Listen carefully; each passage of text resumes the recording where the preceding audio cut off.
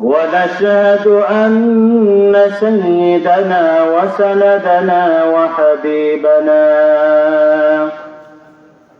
ومولانا محمدا عبد الله ورسوله الذي أرسل إلى الناس كافة بشيرا ونذيرا وداعيا إلى الله بإذنه وسراجا منيرا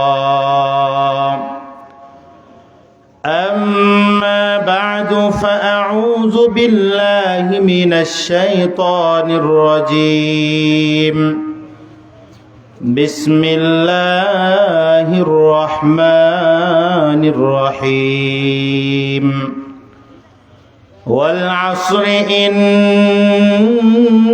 الإنسان لفي خسر إلا الذين آمنوا وعملوا الصالحات وتواصوا بالحق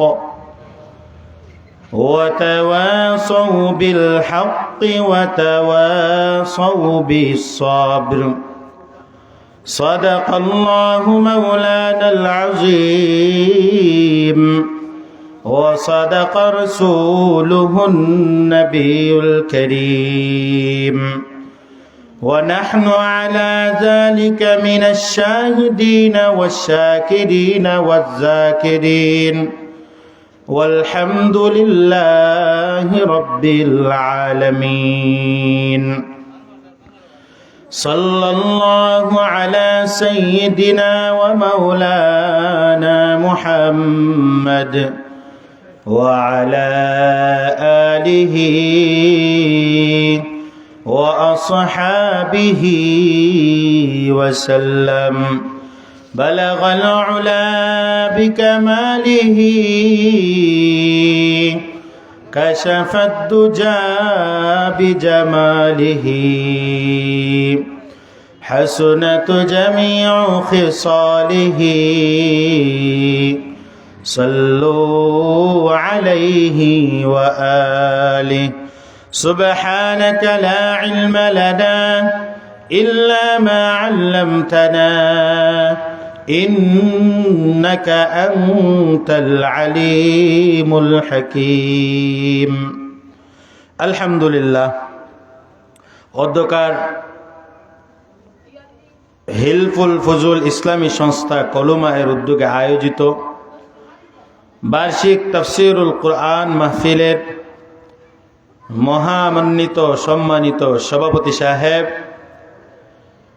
আশেপাশে অবস্থানরত সামনে এবং মঞ্চে উপবিষ্ট মুআজ্জাজ মুকাররম উলামায়ে কেরাম, সামনে উপবিষ্ট এলাকার মুরব্বিয়ানে আযম, যুবক ভাইয়েরা, কলিজার টুকরা, নিষ্পাপ ছোট ছোট মাসুম বাচ্চারা, পর্দার অন্তরালে অবস্থানরত আল্লাহ ওয়ালি মা ও বোনেরা, সর্বপ্রথম রব্বে কারিমের দরবারে শুকরিয়া জ্ঞাপন করি যে আল্লাহ পাক রব্বুল আলামিন প্রতিকূল পরিবেশের মধ্যে এই এলাকার যুবকদেরকে বাছাই করে এলাকার মানুষদের সার্বিক সহযোগিতায় আজকের এই মাঠের মধ্যে মহতি মাহফিলের আয়োজন করার সুযোগ করে দিয়েছেন এবং আমাদেরকেও দ্বীনের কিছু আলোচনা শোনার মতো ব্যবস্থা করে দিয়েছেন। এই জন্য দিল খুলে কালিমাতুশ শুকর আদায় করি, বলে আলহামদুলিল্লাহ। দ্বীনের মাহফিল যেই জায়গায় হয় সেই জায়গায় আল্লাহর রহমত নাজিল হয়, এই কথা মানেননি?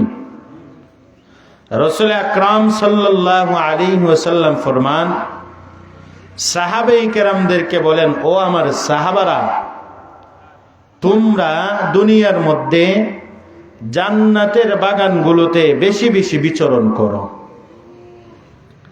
দুনিয়ার মধ্যে, কথাগুলো একটু খেয়াল করে শুনবেন, দুনিয়ার মধ্যে জান্নাতের বাগানে একটু বেশি বেশি বিচরণ করো। সাহাবায়ে কেরাম জিজ্ঞাসা করলেন, ইয়া রাসূলুল্লাহ, আপনার মুখ থেকেই শুনলাম জান্নাত তো হইল আখিরাতি, জান্নাত কোথায়? আখিরাতে। মরার পরে জান্নাত অথবা জাহান্নাম। আপনি বলেন দুনিয়ার মধ্যেই জান্নাতে বিচরণ করব, তাইলে দুনিয়ার জান্নাত আবার কোনগুলা? সাহাবায়ে কেরাম প্রশ্ন করলেন। আল্লাহর রাসূল বলেন, ও আমার সাহাবারা, দুনিয়ার মধ্যে জান্নাত হইল যেই সমস্ত মাজলিসের মধ্যে, যেই সমস্ত বৈঠকের মধ্যে আল্লাহ এবং আল্লাহর রাসূলের আলোচনা হয়। দুনিয়ার মধ্যে যেই সমস্ত মাজলিস, যেই সমস্ত ওয়াজ মাহফিল, যেই সমস্ত বৈঠক এর মধ্যে আল্লাহ এবং আল্লাহর রাসূলের আলোচনা হয়, সেইগুলো হইল দুনিয়ার বুকে জান্নাত। এই জন্য আল্লাহর রাসূল বলেন এগুলোর মধ্যে বেশি বেশি বিচরণ করো। করবা কেন? তাও আল্লাহর রাসূল বলে দেন, কারণ এইগুলোর মধ্যে আল্লাহর রহমত সর্বদা সব সময় নাজিল হইতেই থাকে। সুবহানাল্লাহ। তাইলে যেই সমস্ত মাহফিলের মধ্যে আল্লাহ এবং আল্লাহর রাসূলের আলোচনা হয়, এইগুলোর মধ্যে আল্লাহ কি নাজিল করেন? বলেন না, কি নাজিল করেন? রহমত নাজিল করেন। বলেন তো, দুনিয়ার বুকে যেই সমস্ত মাজলিসের মধ্যে, যেই সমস্ত বৈঠকের মধ্যে দুনিয়া এবং দুনিয়ার আলোচনা হয়, দুনিয়াকে নিয়ে আলোচনা করা হয়, এইগুলোর মধ্যে আল্লাহর রহমত নাজিল হয়নি? এই সম্পর্কে রাসূল কোনো হাদিস বলেন নাই। রহমত নাজিল হয় একমাত্র যেইগুলোর মধ্যে কি হয়? আল্লাহর রহমত নাজিল হয়। আর বর্তমান বিশ্বে এইগুলোর মধ্যেই মানুষের সংখ্যা কম। কম না? ওয়াজ মাহফিলে মানুষের সংখ্যা খুব কম। কিন্তু দেখেন, একটা গানের আয়োজন করেন, একটা বাজনার আয়োজন করেন, অথবা মনে করেন আপনার এই অত্র অঞ্চলের এমপি সাহেব আসছেন, ঘোষণা দেওয়া হয়েছে আজকে জনকল্যাণ বাজারে এমপি সাহেবের আগমন উপলক্ষে কি হবে? মাহফিল হবে। হ্যাঁ, মানুষের অভাব হইব, মানুষ ঠাই দেওয়া যাবে না। তো মানুষ দুনিয়ামুখী হয়ে গেছে, আখিরাতমুখী মানুষের সংখ্যা বড় কম। মানুষ এখন ওয়াজ মাহফিল নিয়ে বিরক্ত, তিক্ত এবং বিরক্ত, ঠিক না? মানুষ এখন বর্তমানে ওয়াজ আর মাহফিল নিয়ে বিরক্ত হয়ে গেছে। এই জন্য ওয়াজ মাহফিলে আসতে চায় না। আবার বলে, মনে মনে বলে কি, যে এখন তো আর মিডিয়ার জমানা, মিডিয়ার মধ্যেই ওয়াজ মাহফিল শোনা যায়, মোবাইলের মধ্যেই শোনা যায়, এখন সামনে গিয়ার কি লাভ? সামনে গিয়ার কি লাভ? মাহফিলের মধ্যে বসে কি লাভ? ভাইয়েরা আমার, আল্লাহর রাসূল বলছেন মোবাইলে ওয়াজ শুনলে আল্লাহ রহমত দিবে না, বরং মাহফিলের মধ্যে আসেন, মজলিসের মধ্যে বসেন। এই মাহফিলের মধ্যে বসলে পরে যত সময় বসবেন ততটা সময় আল্লাহর রহমতের মধ্যে থাকবেন। রাসূল বলেন এই মাহফিল শেষ, যখন আপনি এই মাহফিল শেষে উঠে যাবেন, উঠে যাওয়ার সাথে সাথে আল্লাহ আপনার জিন্দেগির সমস্ত সগীরা গুনাহগুলোকে মাফ করে দিয়া আপনাকে নিষ্পাপ বানাইয়া বাড়িতে পাঠিয়ে দিবে। তাইলে বলেন, এই মাহফিলে আইসা ওয়াজ শুনলে লাভ নাকি মোবাইলে শুনলে লাভ? বলেন না, মাহফিলে আইসা ওয়াজ শুনলে লাভ না মোবাইলে শুনলে লাভ? মাহফিলে আইসা শুনলে লাভ। কারণ মাহফিলে আসবেন, মাহফিল থেকে চলে যাবেন, সাথে সাথে সগীরা গুনাহগুলো আল্লাহ মাফ করে দিবে। গুনাহ মাফ, সাথে সাথে যত সময় থাকবেন তত সময় আল্লাহর রহমতের দৃষ্টির মধ্যে থাকবেন। এই জন্য মুহতারাম হাজিরিন, যত জায়গার মধ্যে কোরআনের মাহফিল হবে, হাদিসের মাহফিল হবে, আমাদের জন্য উচিত এগুলোর মধ্যে কি হওয়া? শরীক হওয়া। আমি আপনাদের সম্মুখে কালামুল্লাহ থেকে ছোট্ট একখানা সূরা আপনাদের সামনে তেলাওয়াত করেছি। এই সূরার মধ্যে আল্লাহ পাক রব্বুল আলামিন দুনিয়ার বুকে কোন সমস্ত মানুষেরা লাভবান আর কোন মানুষেরা ক্ষতিগ্রস্ত এগুলোর বর্ণনা দিয়েছেন। শুনতে রাজি আছি তো ইনশাআল্লাহ? কারা লাভবান আর কারা ক্ষতিগ্রস্ত? আমরা দুনিয়ার মানুষেরা হিসাব বড় পাকাপোক্ত, হিসাবী। আমরা দুনিয়ার মানুষেরা হিসাবী না, প্রত্যেকটা ক্ষেত্রে আমরা হিসাব করতে বুঝি, আমরা হিসাব করতে জানি, হিসাব নিতে ভালো বুঝি। তো আল্লাহ পাক রব্বুল আলামিনও বলে দেন দুনিয়ার বুকের কোন সমস্ত মানুষেরা লাভবান, কোন সমস্ত মানুষেরা ক্ষতিগ্রস্ত, এইটা আল্লাহ পাক রব্বুল আলামিন কোরআনে কারীমের মধ্যে বারবার অনেক জায়গার মধ্যে আলোচনা করেছেন। তো আল্লাহ বলেন সূরা আসরের মধ্যে লাভবান এবং ক্ষতিগ্রস্ত মানুষদের আলোচনা করেন। আল্লাহ পাক রব্বুল আলামিন বলেন ওয়াল আস। প্রথমেই আল্লাহ পাক রব্বুল আলামিন গুরুত্বপূর্ণ একটা জিনিসের কসম খাইছেন। বলেন আমরা কোন সময় কসম খাই? আমরা সাধারণত কসম খাই কোন সময়?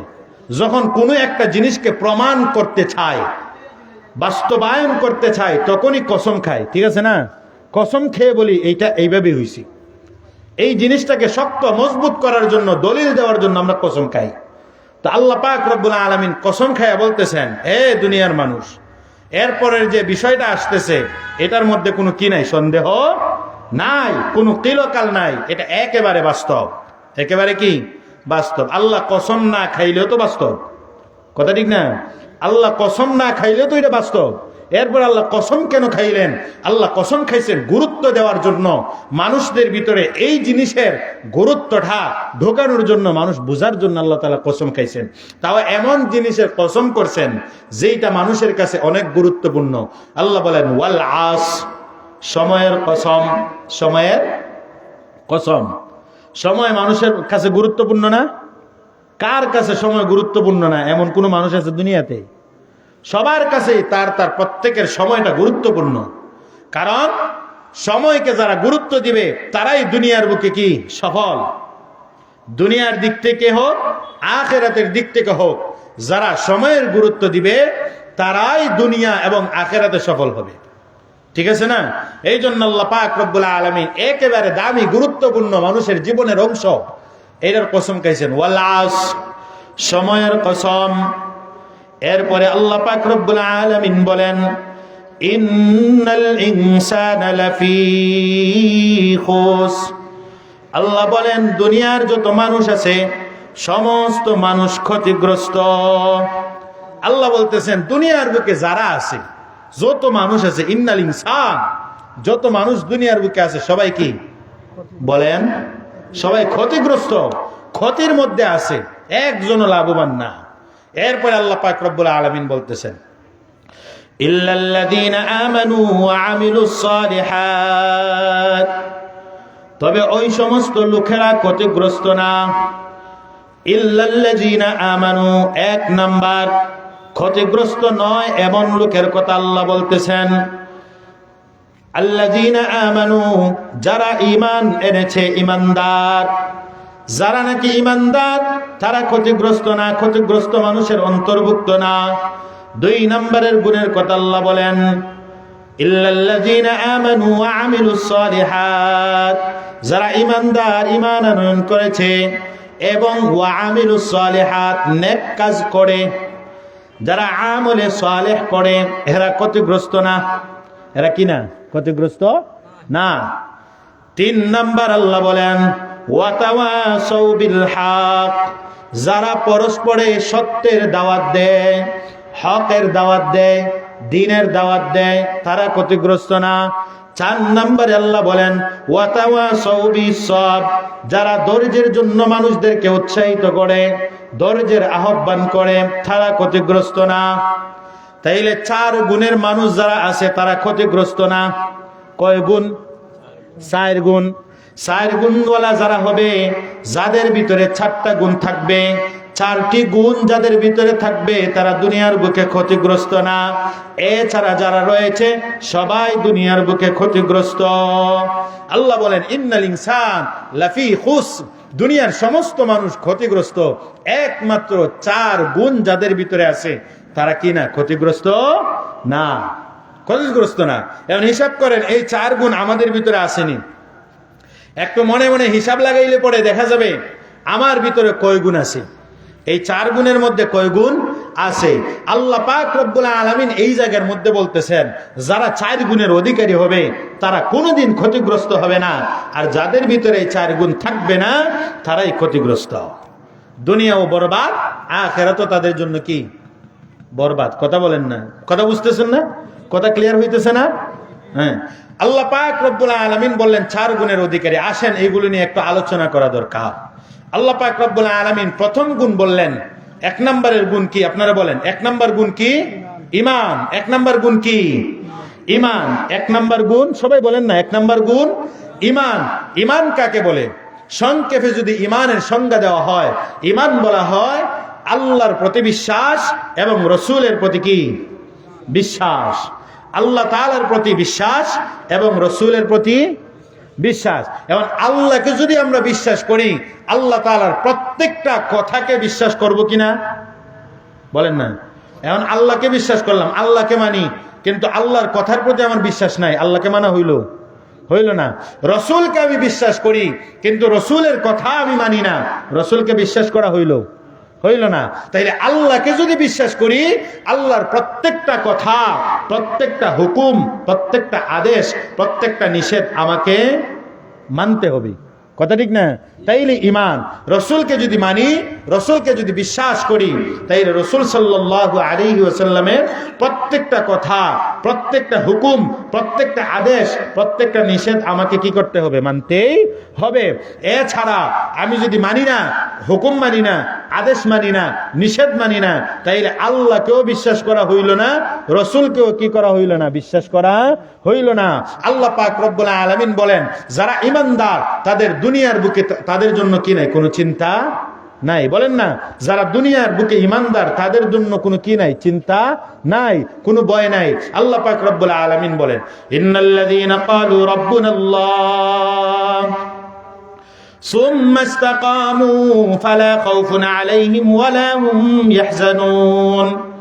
আল্লাহ পাক রব্বুল আলামিন বলেন, ও দুনিয়ার মানুষেরা, ইন্নাল্লাযীনা ক্বালু রাব্বুনাল্লাহ, দুনিয়াতে থাকা অবস্থায় যারা নাকি বলে আমাদের রব আল্লাহ, আমাদের রবকে আল্লাহ, যারা বলে আমাদের রব আল্লাহ, দুনিয়ার বুকে লালন পালনকারী আমাদের আল্লাহ, দুনিয়ার বুকে হেফাজতকারী কে? দুনিয়ার বুকে বাঁচানেওয়ালা কে? দুনিয়ার বুকে মারনেওয়ালা কে? আল্লাহ। যারা নাকি এই কথা বলে, ইন্নাল্লাযীনা ক্বালু রাব্বুনাল্লাহ, যারা বলে আমাদের রব আল্লাহ, দুনিয়ার বুকে যাবতীয় সব কিছুর জিম্মাদার কে? কে খাওয়ায়, কে ফিন্দায়, কে বাঁচায়, কে মারে, সব কিছু করনেওয়ালা আল্লাহ। এই কথার সাক্ষ্য যারা নাকি দেয়, যারা বলবে আমাদের রব আল্লাহ, সুম্মা ইসতাকামু, অতঃপর এই কথার উপরে অটল থাকবে, বলে আল্লাহ আমাকে খাওয়ানেওয়ালা, আল্লাহ আমাকে কি করনেওয়ালা, আল্লাহ আমাকে খাওয়ানেওয়ালা, আল্লাহ আমাকে বাঁচানেওয়ালা, দুনিয়ার কেউ আমাকে মারতে পারবে না আল্লাহ চাইলে। আল্লাহ যদি চায় আমাকে বাঁচাতে, দুনিয়ার কেউ আমাকে মারতে পারবে না। আল্লাহ যদি চায় আমার সম্মান বাড়াইয়া দিতে, তাইলে দুনিয়ার কেউ আমাকে লাঞ্ছিত করতে পারবে না। এই কথার উপরে যারা অটল এবং অবিচল থাকবে, হারাম কাজের মধ্যে লিপ্ত হবে না, হারাম কাজে যাবে না, আল্লাহর হুকুম আহকামগুলো পুঙ্খানুপুঙ্খভাবে পালন করবে। নামাজ পড়তে গিয়ে রুজি রোজগার কম হয়েছে, বাধা নাই, নামাজ আগে পড়তে হবে, আল্লাহর হুকুম আগে আদায় করতে হবে। রুজি রোজগার কম হয়ে যায়, বাধা নাই, আল্লাহর হুকুম মানতে গিয়া আমার রুজি রোজগার হইতেছে না, দুনিয়ার কাজ হইতেছে না, বাধা নাই, আল্লাহর হুকুম আগে মানতে হবে। এই কথার উপরে যারা অটল থাকবে, আল্লাহর হুকুম মানবে, আল্লাহকে রব হিসেবে স্বীকৃতি দিবে, আল্লাহ বলেন ফালা খাউফুন আলাইহিম ওয়ালা হুম ইয়াহজানুন, তাদের দুনিয়ার জিন্দেগিতে কোনো ভয় নাই, আখিরাতের জিন্দেগিতেও কোনো ভয় নাই, দুনিয়াতেও কোনো বিপদ আপদের কোনো ভয় নাই, আখিরাতেও লাঞ্ছিত আর অপমানিত হওয়ার ভয় নাই।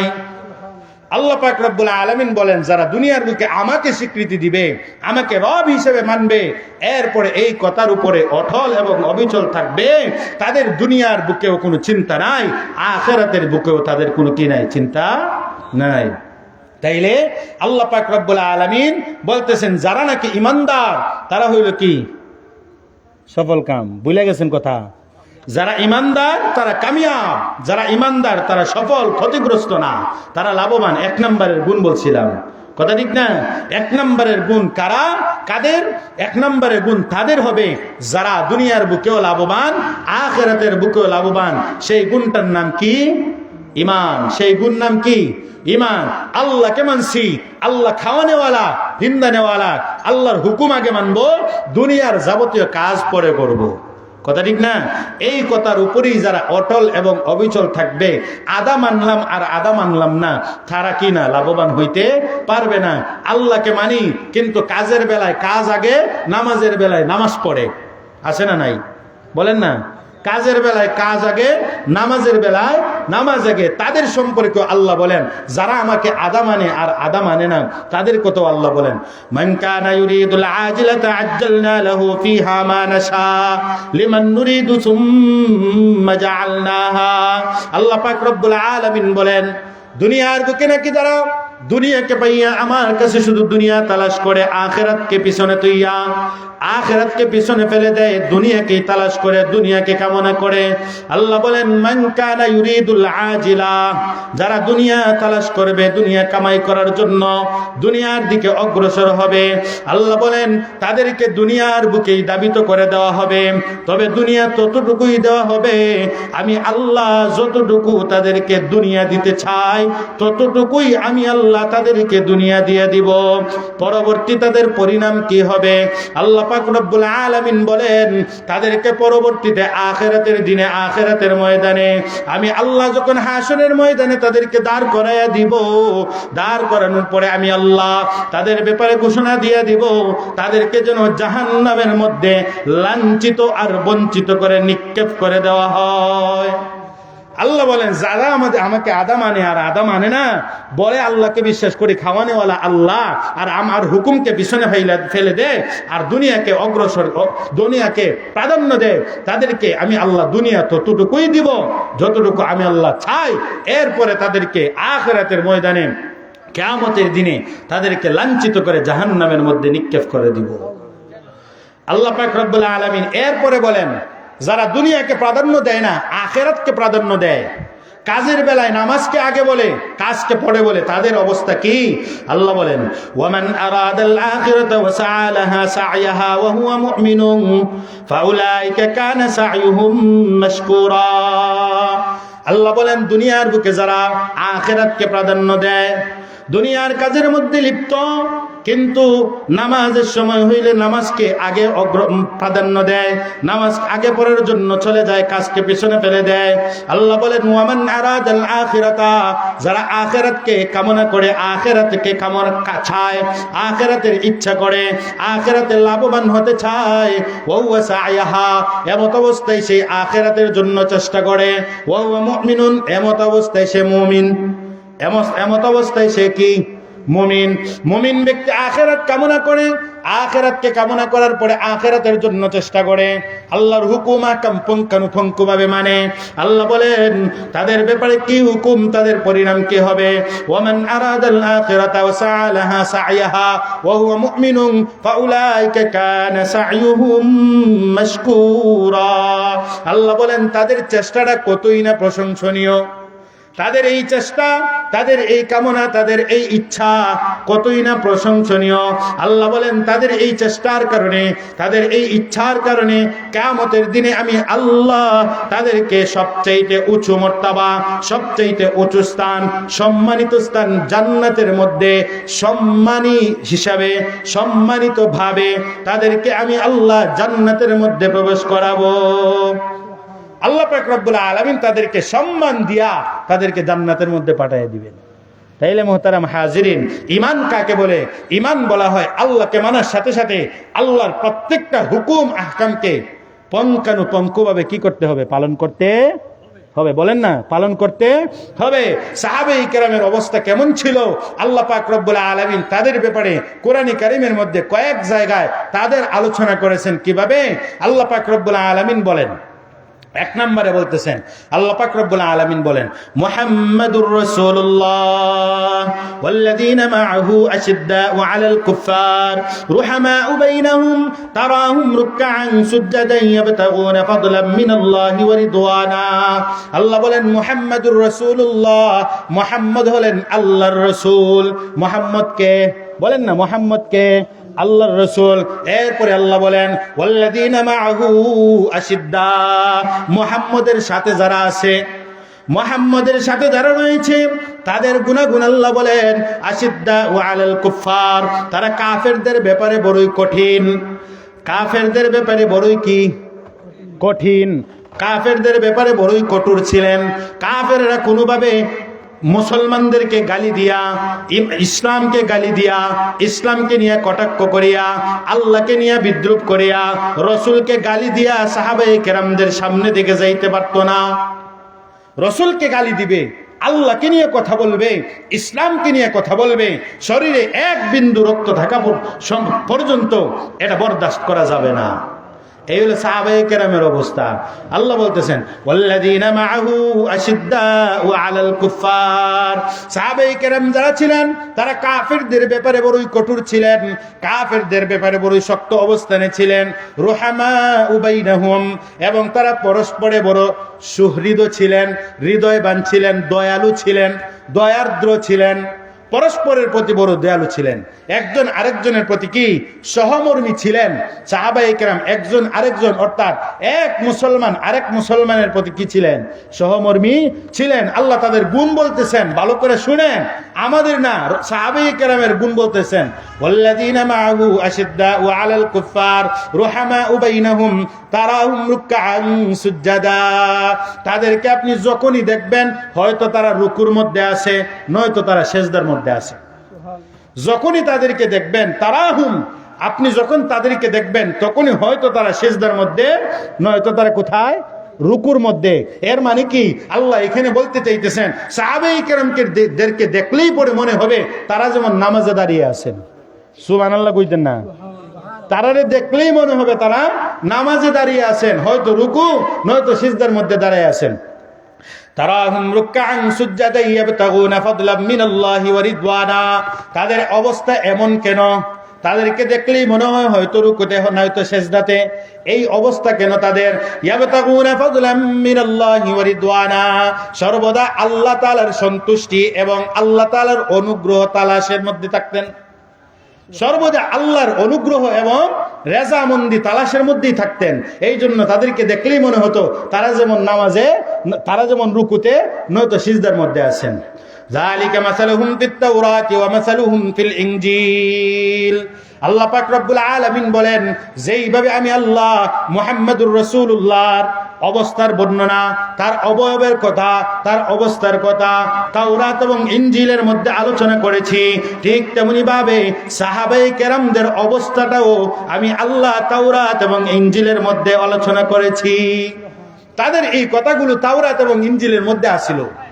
মুহাম্মদুর রাসূলুল্লাহ কেমন হবেন, তার সাথীবর্গ কেমন হবেন, এইটা যেমন কোরআনে কারিমের মধ্যে আছে, ঠিক তেমনি ভাবে তাওরাত এবং ইনজিলের মধ্যেও আসলো। আল্লাহ পাক রব্বুল আলামিন অন্যান্য জায়গায় তাদের ব্যাপারে বলেন রাদিয়াল্লাহু আনহুম ওয়া রাদু আন, আল্লাহ সাহাবায়ে কেরামদের প্রতি সন্তুষ্ট এবং সাহাবায়ে কেরামরাও তার প্রতি সন্তুষ্ট। আল্লাহ সাহাবায়ে কেরামদের প্রতি সন্তুষ্ট এবং সাহাবায়ে কেরামরাও রাসূলের প্রতি কি সন্তুষ্ট। কেন সন্তুষ্ট?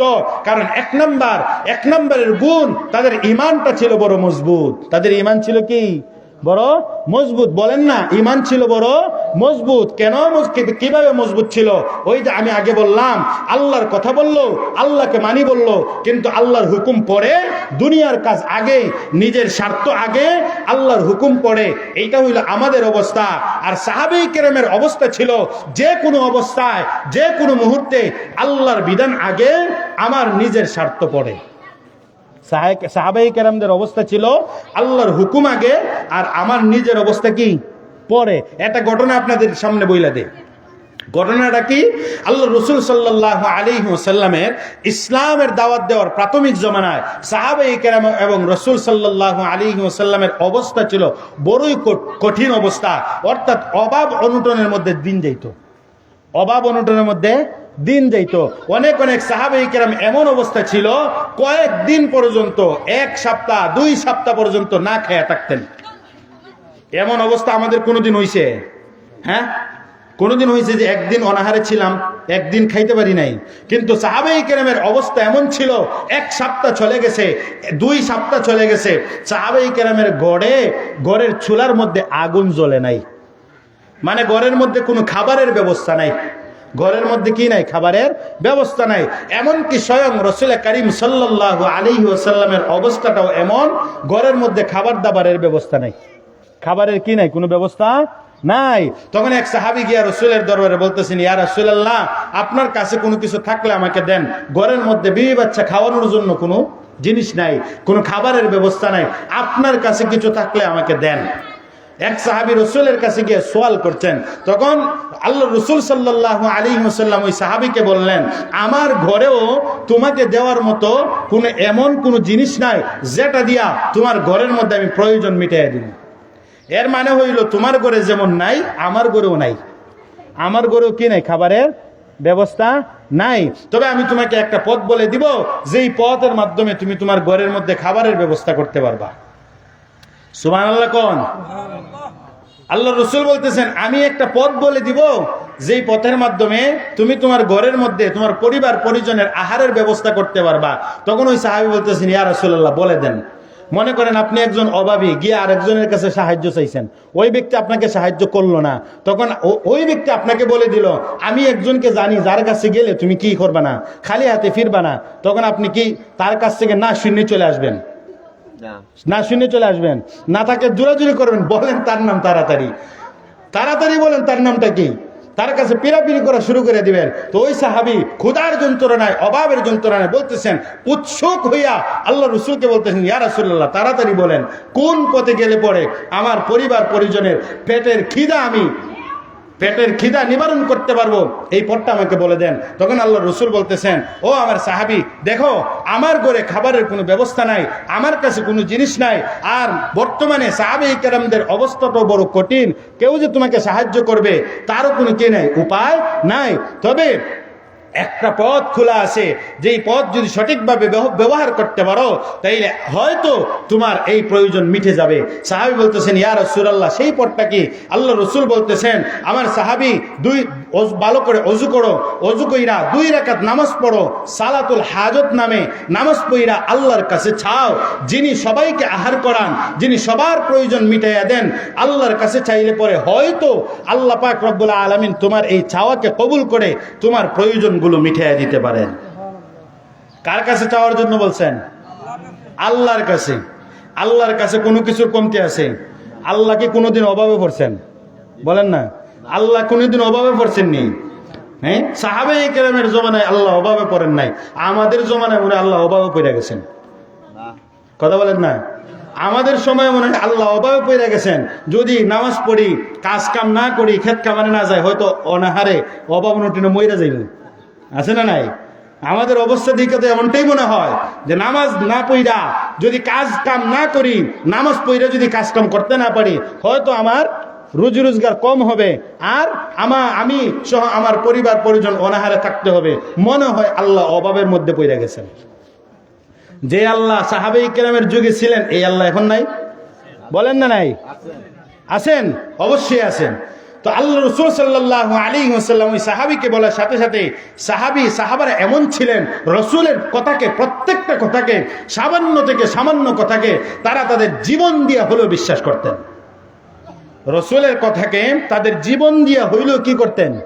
বিশ্বাস করতেন। যেই সময় আল্লাহ রাসূল সাল্লাল্লাহু আলাইহি ওয়াসাল্লাম মেরাজ থেকে আসলেন, এক রাত্রিতে সারা দুনিয়ায় সফর করে আসছেন, সপ্তম আসমান সফর করে আসছেন। আয়েশা যখন মক্কার জমিনে আয়েশা কাফেরদেরকে সামনে নিয়ে বলতেছেন, যে কাফেরদের সামনে বলতেছেন, কি বলতেছেন? যে আমি আজকে আমার এই রাত্রিতে মেরাজ হয়েছে। কে হয়েছে? মেরাজ হয়েছি, সপ্তম আসমান পর্যন্ত আমি ঘুরে আসছি। মক্কার কাফেরেরা এক চোখ বন্ধ করে আরেক চোখ মেলে থাকায়, এক চোখে তাকায় যে এই মোহাম্মদ কি বলে, পাগল হয়ে গেছে। মোহাম্মদ কি হয়ে গেছে? পাগল হয়ে গেছে। সে নাকি দুনিয়া না, সপ্তম আসমান পর্যন্ত কি করে আসছে? সফর করে আসছে। এই কথা শোনার পরে কাফেরদের আর বিশ্বাস হয় না। কাফেরদের কি হয় না? বিশ্বাস হয় না। তখন হযরত সিদ্দিক আকবর রাদিয়াল্লাহু তাআলা আনহু, আবু বকর সিদ্দিক যার নাম, আবু বকর সিদ্দিক যার নাম, সিদ্দিক যেই জায়গা থেকে লাগছে, সিদ্দিক আকবরের কাছে এই খবরটা পৌঁছে যে মোহাম্মদ তো প্রলাপ বকতেছে, সে বলতেছে নাকি সে সপ্তম আসমান পর্যন্ত সফর করে আছে এক রাত্রির ভিতরে। সম্ভব? হ্যাঁ, এক রাত্রির ভিতরে আপনি ঢাকা থেকে ঘুরে আসতে পারবেন? সম্ভব? আপনাকে যদি বলি, বর্তমান তো প্রযুক্তির জমানা, যদি বলি আপনার সিলেট বিভাগ থেকে ঢাকা বিভাগ, ওই জায়গায় এক রাত্রিতে সফর করে আসেন, সম্পূর্ণ ঢাকা ঘুরে আসেন, সম্ভব? সম্ভব? একেবারে অসম্ভব। আর সেই জায়গায় মুহাম্মদুর রাসূলুল্লাহ সাল্লাল্লাহু আলাইহি ওয়াসাল্লাম সেই সময় এত প্রযুক্তি ছিল না, এত দ্রুতগামী কোনো সওয়ারি বাহন ছিল না। এরপরেও মুহাম্মদুর রাসূলুল্লাহ সাল্লাল্লাহু আলাইহি ওয়াসাল্লাম মক্কা শরীফ থেকে মসজিদ আকসা, তারপরে সপ্তম আসমান, সিদরাতুল মুনতাহা, জান্নাত জাহান্নাম সব কিছু ভ্রমণ করে আসেন এক রাত্রিতে। রাত্রের কিছু অংশে কাফেরদের মাথায় এটা ঢুকতেছে না, তারা বিশ্বাস করতেই পারতেছে না। এই অবস্থা, এই খবরটা যখন আবু বকর সিদ্দিক রাদিয়াল্লাহু তাআলা আনহুর কাছে গিয়ে পৌঁছলো যে মুহাম্মদ তো এইভাবে বলতেছে, সে নাকি রাত্রির কিছু অংশের মধ্যে সে সপ্তম আসমান, সিদরাতুল মুনতাহা, জান্নাত জাহান্নাম পর্যন্ত সফর করে আসছে, তখন সিদ্দিক আকবর রাদিয়াল্লাহু তাআলা আনহু যেই জবাবটা দিয়েছিলেন, একেবারে দাঁত ভাঙ্গা জবাব দিয়েছিলেন কাফেরদের বিরুদ্ধে। সেই জবাবটা কি? আবু বকর সিদ্দিক রাদিয়াল্লাহু তাআলা আনহু বলেন, যদি মুহাম্মদুর রাসূলুল্লাহ এই কথা তার স্বয়ং মুখ থেকে, জবান থেকে বলে থাকেন, আমি মনে প্রাণে সিদ্দিক আকবর আবু বকর আমি এই কথাটা পুরোপুরিভাবে বিশ্বাস করি। যদি মুহাম্মদুর রাসূলুল্লাহর মুখ থেকে এই কথাটা বাহির হইয়া থাকে, তাহলে আমি আবু বকর এই কথাটা কোনো কিলোকাল ছাড়া, কোনো সন্দেহ ছাড়া আমি এককভাবে আমি এটা বিশ্বাস করি, এটা কোনো সন্দেহ নাই। রসুল যদি বইলা থাকেন সপ্তম আসমান না এর উপরে গেছেন, এটা আমি বিশ্বাস করি। তো সাহাবায়ে কেরামের অবস্থাটা এমন ছিল, রসুলের কথাটাকে তারা এমন ভাবে বিশ্বাস করতেন, নিজের জিন্দেগি দিয়া হইলেও কি করতেন? বিশ্বাস করতেন। তখন ওই সাহাবী রসুলের কাছ থেকে শুনলেন, রসুল বলছেন ওযু করে যাও, 2 রাকাত নামাজ পড়ে আল্লাহর কাছে চাও, আল্লাহ তোমার প্রয়োজন মিটাইয়া দিবে। সাহাবী আর দেরি করলেন না, দৌড় মেরে দিলেন, গিয়া ওযু করলেন, মসজিদে নববীতে দাঁড়ায় গেছে। মসজিদে নববীতে দাঁড়ায় গেছে। রসুল বলছেন কি, আল্লাহর কাছে চাইলে আল্লাহ কি করে দেয়? প্রয়োজন মিটাইয়া দেয়। রসুলের কথার প্রতি তাদের কিভাবে বিশ্বাস ছিল, আল্লাহর উপরে তাদের কিভাবে বিশ্বাস ছিল, আল্লাহ বলেন, ইয়া আইয়ুহাল্লাযীনা আমানুস্তাঈনু বিস-সাবরি ওয়াস-সালাহ। ও দুনিয়ার ঈমানদারেরা, বিপদে পড়ে গেছো, মুসিবতের মধ্যে পড়ে গেছো, অভাব অনটনের মধ্যে পড়ে গেছো, আমি আল্লাহর কাছে সাহায্য চাও, নামাজ এবং ধৈর্যের মাধ্যমে সাহায্য চাও, সাহায্য কামনা করো। ইন্নাল্লাহা মা'আস সাবিরিন, নিশ্চয় আমি আল্লাহ তোমাদের ডাকের মধ্যে অবশ্যই জবাব দিয়ে দিব। আমার কাছে সাহায্য চাও, বিপদের মধ্যে পড়ছো, পেরেশানিতে পড়ে গেছো, কার কাছে সাহায্য চাও? আমার কাছে চাও। ইস্তাঈনু বিস-সাবরি ওয়াস-সালাহ, কিসের মাধ্যমে সাহায্য চাইবা? ধৈর্য ধারণ করো, দিশাহারা হয় না। বিপদে পড়ে গেছো, দিশাহারা হয়ে যায় না, ধৈর্য ধারণ করো, নামাজ পড়ো, দিলটাকে শান্ত করো, কইরা ইবাদত বন্দেগী করো, আল্লাহর হুকুম ছাড়িয়ে দিও না, নাফরমানির মধ্যে লিপ্ত হয়ে যায় না। অভাবে পড়ে গেছো, চুরিতে যাইও না, অভাবে পড়ে গেছো, ডাকাতিতে যাইও না, অভাবে পড়ে গেছো, হারামের মধ্যে লিপ্ত হয় না। ধৈর্য ধরো, ধৈর্য ধারণ করো, মনটাকে শান্ত করো, দিলটাকে শান্ত করো। বিপদ তো দেয় আল্লাহ, বিপদ থেকে উদ্ধার করবে কে? বিপদ থেকে উদ্ধার করবে কে? পেরেশানি দেয় আল্লাহ, পেরেশানি দূর করবে কে? অভাব অনটন দেয় আল্লাহ, অভাব থেকে বাঁচাইবে কে? আল্লাহ। এত পেরেশান হইও না, দিলটাকে শান্ত করো, ধৈর্য ধারণ করো, ইবাদত বন্দেগীর মধ্যে লিপ্ত হয়ে যাও, নামাজ কায়েম করো, নামাজ আদায় করো। আমি আল্লাহর কাছে সাহায্য চাও, আমি আল্লাহর কাছে সাহায্য চাও যদি, তাইলে অবশ্যই আমি আল্লাহ সাহায্য করব। আমি আল্লাহর কাছে সাহায্য চাও যদি, তাইলে অবশ্যই আমি আল্লাহ কি করব? তোমাদেরকে সাহায্য করব। সাহাবায়ে কেরাম এতটা বিশ্বাসী ছিলেন, সাহাবী দৌড় মেরে গেছে, মসজিদে নববীতে দাঁড়ায় গেছে নামাজের মধ্যে, 2 রাকাত ভালো করে নামাজ পড়লেন। নামাজ পড়ার পরে ঘরে ফিরে গেছে, ফিরে গিয়ে বলতেছে, বিবি খাবারের কোনো ব্যবস্থা হইছিনি? বিবি গিয়ে বলতেছে কি?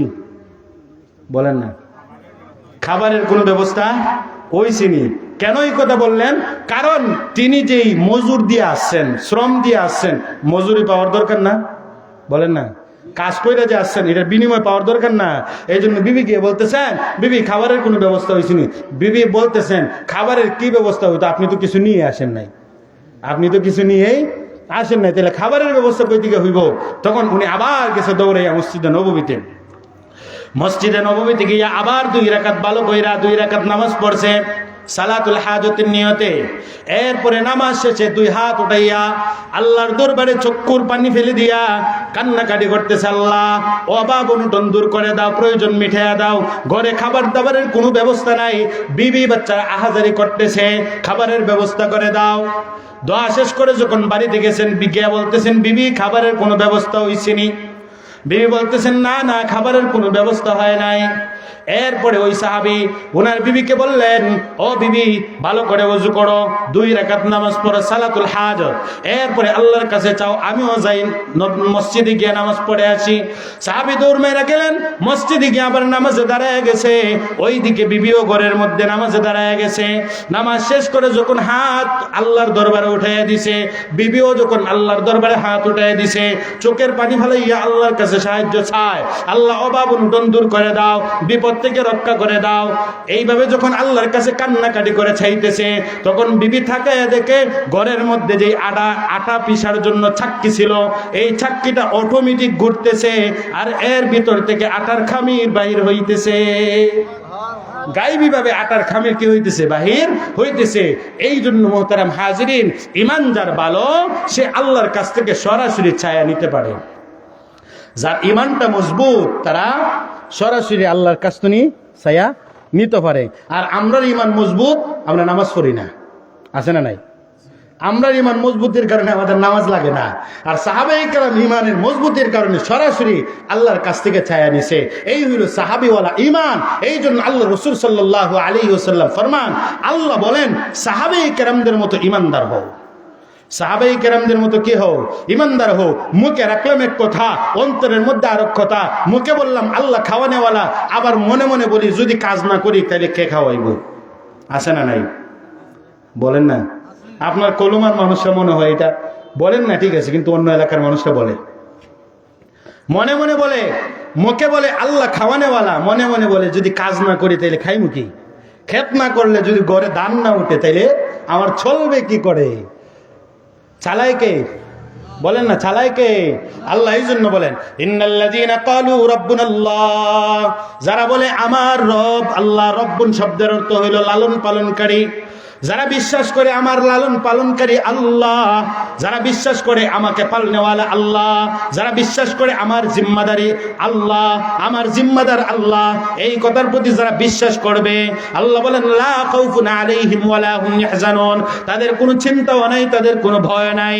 আল্লাহর রাসূল সাল্লাল্লাহু আলাইহি ওয়াসাল্লাম হযরত আবু বকর সিদ্দিক রাদিয়াল্লাহু তাআলা আনহুকে নিয়ে হিজরতের সময় যখন হিজরত করবেন মক্কা থেকে মদিনায়, এর মাঝখানে যখন গারে সৌরের মধ্যে, গারে সৌরের মধ্যে যখন আশ্রয় নিলেন, এই গুহার মধ্যে যখন আশ্রয় নিলেন, কাফেরেরা রাসূল এবং আবু বকরকে অনুসরণ করতে করতে যখন ওই গুহার মুখ পর্যন্ত চলে যায়, আবু বকর রাসূলকে ডাক দিয়ে বলে, নগো নবীজি, আজকে বুঝি আর রেহাই নাই, আজকে বুঝি আর রক্ষা পাবো না, কাফেরদের আক্রমণের শিকার হয়ে যাব, কাফেররা দেখলে পরে আর বাঁচতে দিবে না।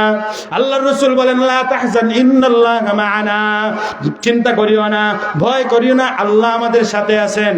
কে আমাদের সাথে আছেন? আল্লাহ আমাদের সাথে আছেন। আবু বকর সিদ্দিক কাফিরদেরকে দেখার সাথে সাথে পেরেশান হয়ে গেছেন।